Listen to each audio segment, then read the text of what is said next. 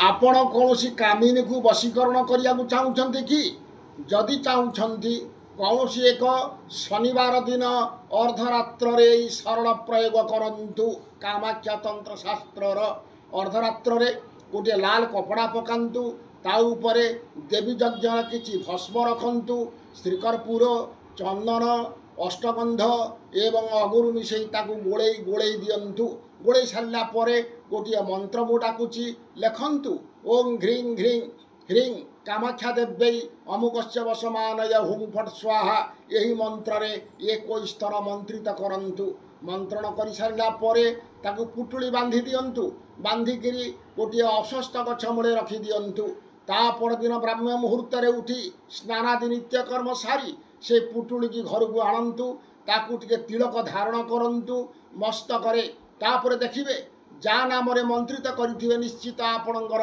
कथार आ वशीभूत ही चलो यह कामाख्या तंत्र शास्त्र निर्देश रही। नमस्कार।